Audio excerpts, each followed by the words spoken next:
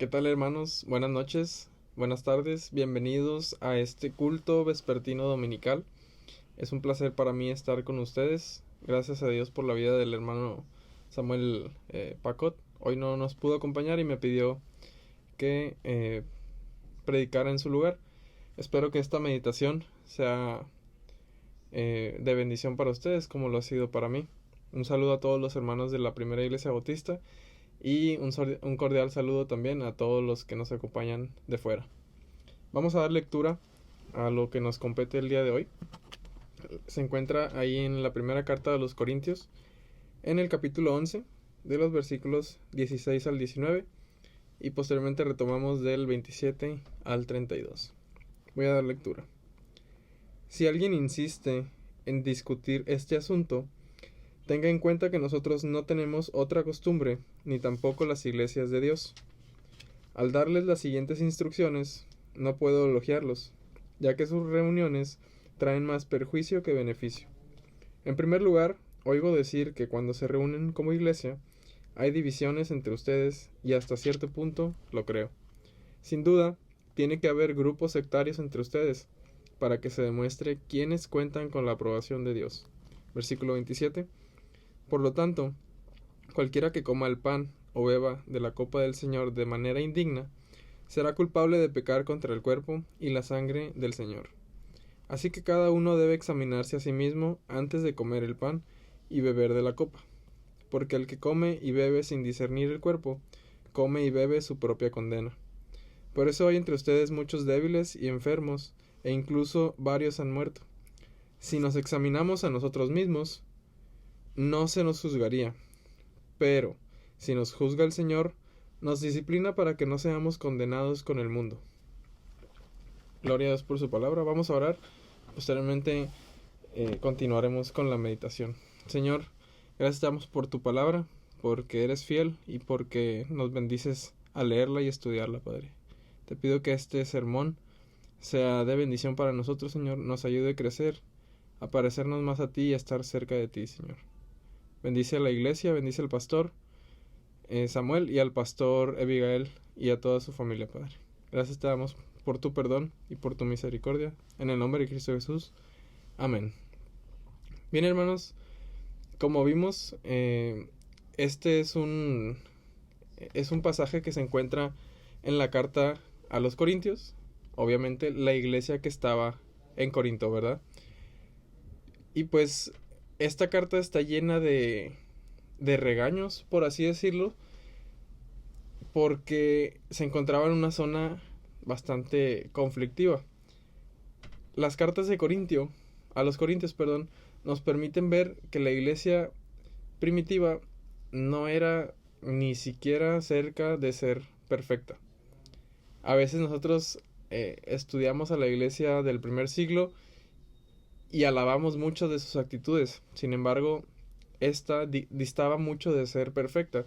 Había legalistas entre ellos, había judaizantes, había personas inmorales, había cristianos carnales, y todo esto repercutía en lo que sucedía dentro de las iglesias, obviamente, porque la iglesia de Cristo se comporta como un cuerpo, y ese cuerpo está conformado por humanos imperfectos, y una iglesia como Corinto, tan atestada de cosas que suceden a su alrededor, no era difícil de ver como una iglesia con problemas.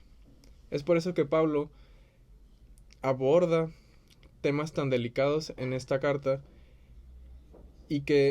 pero que eran muy importantes que los hermanos de Corinto supieran y aprendieran a hacer y comportarse de manera correcta. Un ejemplo de esto es, por ejemplo, el joven que tenía como mujer a su madrastra, una situación terrible en la que nadie estaba haciendo nada y Pablo tuvo que tomar cartas en el asunto.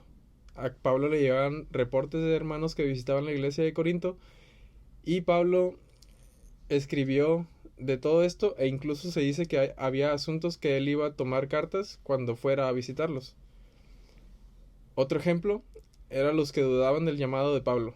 Imagínense haber visto a Pablo en la fundación de la iglesia de Corinto y aún así dudar de que Pablo tuviera un llamado como apóstol, porque ahí en Hechos se nos menciona que Pablo estuvo cuando Corintio iniciaba.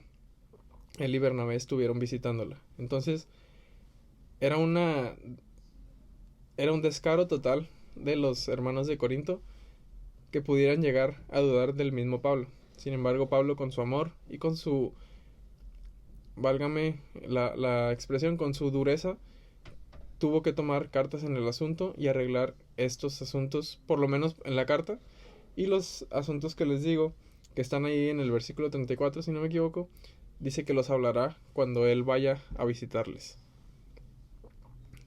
Y es que, sin tratar de justificarlos, pero intentando entenderlos, la iglesia de Corinto tenía una situación geográfica que no ayudaba del todo. Como podemos ver en la imagen, Corinto se encontraba en un istmo. Un istmo es un tramo de tierra que une dos tramos de tierra más anchos y grandes. Precisamente el istmo en el que se encontraba Corinto es el istmo de Corinto. Ahorita en la actualidad existe un canal que sirve para conectar ambos cuerpos de agua. Sin embargo, en ese entonces, para los que querían viajar, en lugar de rodear toda la península griega que conectaba con el otro lado del mar, simplemente atravesaban el istmo de Corinto, perdón. Entonces, con esto se ahorraban mucho tiempo de viaje y podían descansar en la ciudad. Entonces, esta multiculturalidad ponía a Corinto en aprietos, ya que con tantas personas que los visitaban, eran más tentados y veían más cosas por tanta variedad de personas que tenían que pasar por ahí. Y por si fuera poco, para colmo, la deidad más venerada era Afrodita. En las ciudades griegas se acostumbraba a ver al dios principal en las entradas de las ciudades, o bien en la cima de los edificios y de los templos. En Corinto, la diosa más, o la deidad más venerada, era Afrodita, que es la diosa del sexo, de la lujuria, de la fertilidad. Entonces, imagínense, multiculturalidad atacándome, y mi diosa es la diosa del sexo y de la lujuria. Como que la suma no daba, ¿verdad? Nos quedábamos en números negativos en cuanto a lo moral, o en cuanto a los principios de moralidad que podían llegar a tener estos hermanos de esta iglesia. Pero, a pesar de todo esto, se plantó una iglesia ahí, y era una iglesia grande, era una iglesia que tenía dones, pero también tenía muchas cosas que aprender.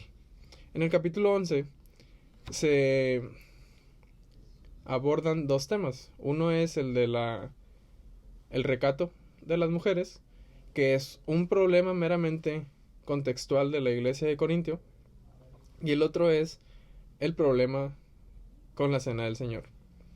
¿Qué pasó acá? Pablo, por reportes y lo que le contaron hermanos que visitaron la iglesia de Corinto, detectó un problema en cómo los corintios estaban haciendo mala práctica de la cena del Señor. ¿Qué estaban haciendo? Olvidaron el propósito y el significado, y la llevaron al extremo de la falta de empatía y de unión que esto significaba. Actualmente, para algunos el cuerpo de Cristo puede significar una de tres cosas.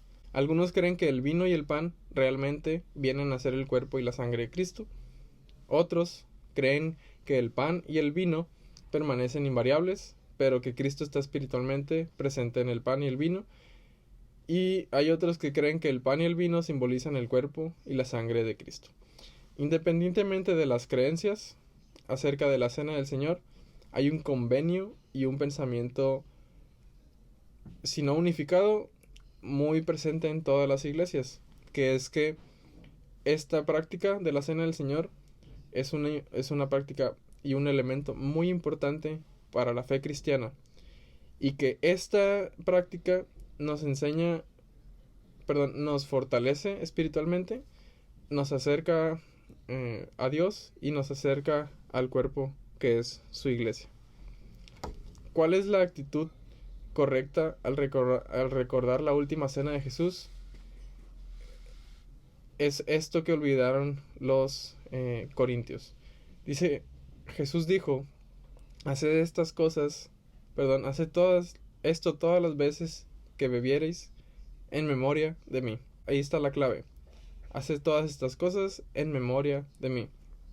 Y es que es precisamente como debemos recordar a Cristo en la cena del Señor. Es pensando en su obra y en su sacrificio y por qué lo hizo. Y es que si la cena del Señor solo se convierte en un ritual, nada más, o en un hábito piadoso, ha dejado de recordarnos a Jesús y perdió su significado. O si comemos y bebemos sin discernir el cuerpo, juicio come, y bebe para sí. Y entonces el pan y el vino pierden su significado. Por eso Pablo es claro en cómo debemos tomar la Santa Cena. Es decir, que si nosotros vamos con la actitud que fueron los corintios, en la que se olvidaron del sacrificio de Jesús y del el trasfondo que tenía esta cena y estas palabras de Jesús, hasta que dejaron incluso de practicarla en humildad y en amor con sus hermanos. Dice que ahí algunos llevaban comida y se la comían antes de que los demás pudieran empezar a comer, tal vez porque no traían y no compartían, y otros aprovechaban para emborracharse. Ya no se diga entonces qué tan tergiversado y torcido tenían el significado de el sacrificio de Jesús. Entonces, Pablo hace una invitación que es más una orden a que se examinaran a sí mismos. Es decir, 4 cosas. Y con esto termino. Deberíamos participar en la cena del Señor con una actitud de arrepentimiento, porque recordamos que Cristo murió por nuestros pecados. La cena del Señor se trata de recordarnos por qué somos cristianos. Es para acordarnos de el costo que Cristo pagó en la cruz para que nosotros pudiéramos estar ahí y esperando en la promesa de que algún día cenaremos de nuevo con Él. Número 2. Deberíamos tomarlo dignamente, con reverencia y con respeto. Es decir, todo lo contrario a los corintios. Sin llegar a olvidar el significado y tratando de ser lo más respetuosos con esta cena y esta práctica que es tan importante. Y deberíamos examinarnos a nosotros mismos para ver si tenemos algún pecado sin confesar o alguna actitud de resentimiento. Es decir, que si estamos preparados y listos para cuando creemos en Él. Estamos preparados y listos solo cuando creemos en Él y lo amamos. Si nosotros no tenemos esta verdad afianzada en nosotros, no sabemos lo que significamos para Jesús y cuánto nos ama, no estamos listos para tomar la cena del Señor. No se trata solamente de mi actitud de arrepentimiento, sino de saberme amado, de saberme lo que fui antes de que Cristo me rescatara y lo que soy ahora, cómo me ve Jesús y cuánto me ama. Para eso deberíamos examinarnos. Y por último, cada uno examinarse ayudaría y va a ayudar a que cada uno produzca arrepentimiento, purificación, favor de Dios, y examinar a otros produce crítica menosprecio, divisiones, juicio de Dios contra el que juzga. Como dijo Jesús, primero quita la viga de tu ojo para que puedas quitarme la basura al otro. O sí, o sea, comparando la viga con un palito, ¿verdad? Es decir, tenemos que ser introspectiva para ver cómo está nuestra vida, que haya un verdadero arrepentimiento y que Dios, y poder ver la gracia de Dios como favor a nosotros, y dejando de lado toda crítica, menosprecio y divisiones hacia los demás. Ya para cerrar, recordar las palabras que Jesús dijo: si vas a hacer un sacrificio, primero ve y pídele y estate a cuentas con tu hermano. Es decir, esta práctica de Jesús se puede resumir en que estemos en paz con nuestros hermanos, porque el partimiento del pan y beber el vino se hace entre los hijos de Dios, con mi familia. Tengo que estar en paz con los que convivo y con los que comparto el pan. Y tengo que estar en paz con ellos y estar en paz con Dios, porque a Él estoy recordando y estoy reconociendo mi pecado y sabiéndome amado. En fin, pensemos en estas cosas, hermanos, para que la próxima vez que tomemos la cena del Señor podamos estar en paz con nuestros hermanos y podamos estar en paz con Dios para celebrar este evento tan importante y tan magnífico como se debe. Dios les bendiga, hermanos. Para mí fue un placer compartir con ustedes. Espero que este tiempo haya sido de bendición para ustedes y que el Señor los bendiga.